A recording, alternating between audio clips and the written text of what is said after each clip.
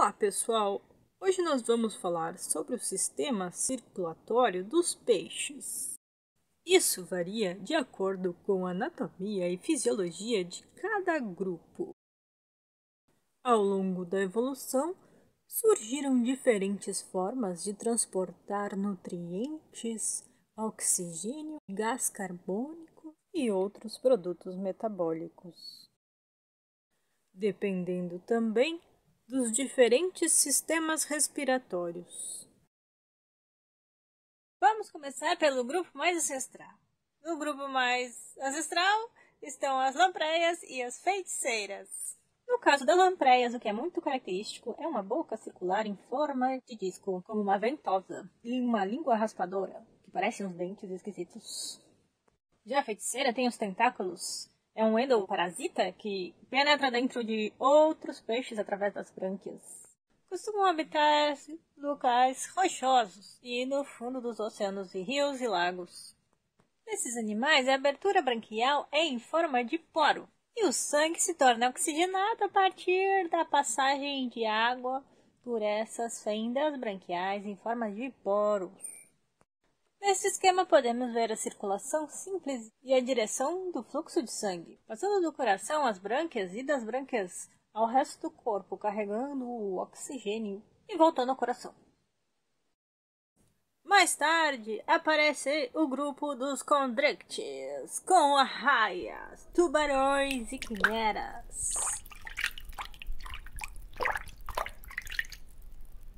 É um esqueleto de cartilagem, mandíbula cheia de dentes, brânquias e nadadeiras desenvolvidas, dando mais estabilidade e capacidade de subir, descer, nadar muito rápido. E uma parte muito importante da respiração desses animais é o espiráculo, um buraquinho que serve para a entrada de água quando ele está parado, porque a água geralmente entra pela boca quando ele está em movimento e sai pelas fendas branquiais. Então ele pode ficar paradinho lá, subiando, tranquilito, e as arraias também, e enquanto a água entra por esse buraquinho. Porém, as quimeras não possuem esses espiráculos de buraquinho e possuem opérculos para proteger as brânquias, semelhantes aos opérculos dos peixes ósseos. Esse grupo não tem bexiga natatória, que a gente vai ver o que é depois. A circulação dos peixes cartilaginosos é fechada e unidirecional. A partir do coração, o sangue pobre em oxigênio é bombeado para as brânquias. Em seguida, é distribuído por todo o corpo. Em seguida, retorna ao coração. O coração é dividido em duas câmaras e o sangue só é oxigenado a partir da passagem pelas brânquias.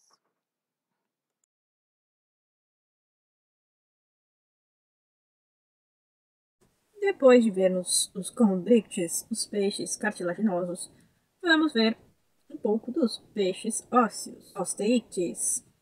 Dentro do grupo dos osteites surgiram peixes de nadadeiras raiadas e peixes de nadadeiras lobadas, os actinopteridae e os sarcopteridae. Então, vamos agora olhar primeiro para os peixes de nadadeiras raiadas, actinopteridae, um grande grupo que possui uma diversidade de espécies.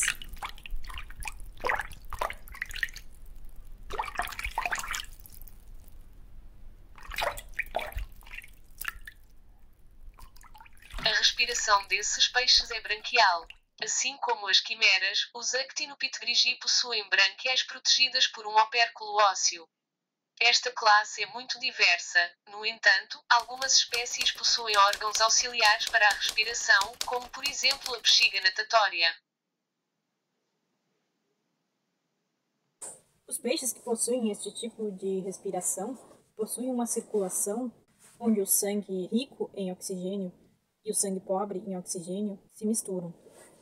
O sangue é bombeado para as brânquias, daí segue para o resto do corpo e para a bexiga natatória.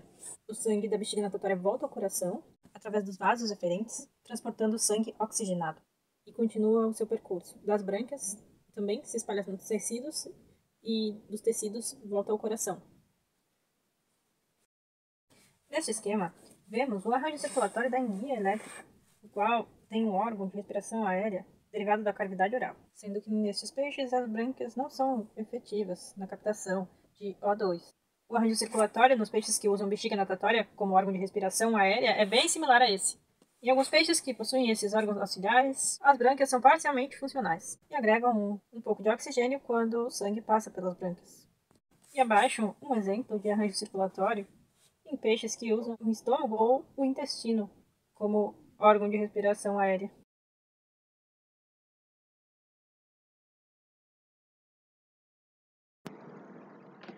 Vamos ver mais um grupo de peixes ósseos, os sarcopterídeos, peixes com nadadeiras lobadas. Os sarcopterídeos viventes incluem 2 espécies da subclasse Actinistia e 6 espécies da subclasse Dipnoi. E olha que legal, todos os tetrápodos, incluindo répteis, mamíferos, anfíbios e aves, são descendentes de uma linhagem de sarcopterídeo ancestral.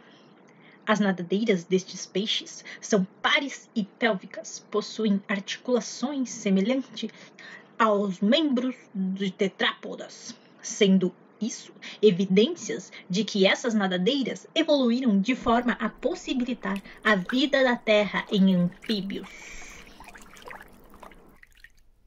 Para falar mais sobre esta classe para vocês, eu vou chamar a minha amiga Marjorie. Oe, eu sou a Marjorie. Vou contar a outra parte da historia para voces. Do grupo Actinistia, os únicos viventes são os telacantos. Suas características marcantes são as nadadeiras carnosas e lobadas, excepto pela primeira nadadeira dorsal nao lobada, cauda única, simétrica e com 3 lobos. Actualmente possui apenas 2 especies viventes. Varias especies foram extintas no período devoniano.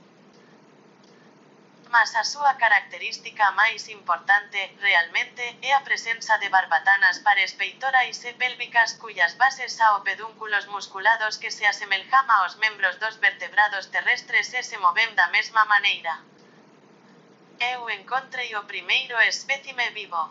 Eu sou maravillosa, né? As especies já extintas possuían pulmão. Nos fóseis, o pulmão ocupa máis da metade da cavidade abdominal, o que mostra que os telacantos usaban o órgão para respirar. Iso indica que, no pasado, eses peixes vivían en aguas superficiais, probablemente con baixos níveis de oxigenação. Mas actualmente os telacantos vivos são encontrados en aguas profundas. Desa forma, a súa respiração aínda era fato intrigante até pouco tempo. Porém, en unha descoberta recente, viuse que os telacantos actualmente vivos ten pulmão. Un pulmão vestigial que não participa da respiração. Esa figura mostra o pulmão en vermello nos diferentes estágios de embrião até adulto. Na medida en que foram emigrando para aguas máis profundas, o pulmão foi dando espaço a unha outra estrutura. O pulmão ben pequeno. Sendo así, é difícil encontrar informações sobre a circulação. Possivelmente aínda é un fato a ser estudado. Então, vamos falar dos dipnoicos que são muitíssimo interessantes. Mas antes disso, Marjorie, precisamos recapitular umas coisinhas. Até aqui, neste ponto evolutivo, os peixes possuem um circuito circulatório simples. O sangue vai em uma direção só, e o sangue é oxigenado pelas brânquias e ou algum órgão auxiliar. E o coração possui apenas 2 câmaras, um átrio e um ventrículo. A partir daí, em peixes pulmonados, o circuito é pulmonar. O grupo Dipnoi, comumente chamados de peixes pulmonados, obtém seu oxigênio através do pulmão ou das brânquias, isto é, podem ser pulmonados obrigatórios ou facultativos, e vivem exclusivamente em água doce. Os peixes dipnoicos são especiais pelo fato de terem um pulmão especializado, que não possui brônquios, sendo capaz de extrair oxigênio diretamente do ar atmosférico. Sendo assim, a sua circulação é diferenciada. Na circulação pulmonar, surge um novo circuito, que passa pelo pulmão, depois coração, e o sangue, que passa pelas brânquias, não é oxigenado. O sangue é oxigenado nos pulmões, e depois segue para o coração. Passa do átrio para o ventrículo e segue para as brânquias. E segue para os tecidos. Neste grupo, algumas estruturas são diferenciadas.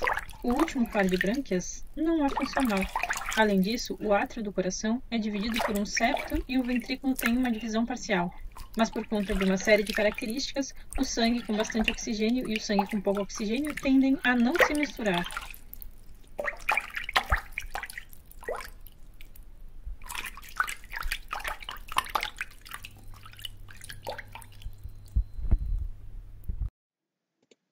E para terminar, vamos fazer um resumo comparativo de aspectos evolutivos que envolvem o sistema circulatório.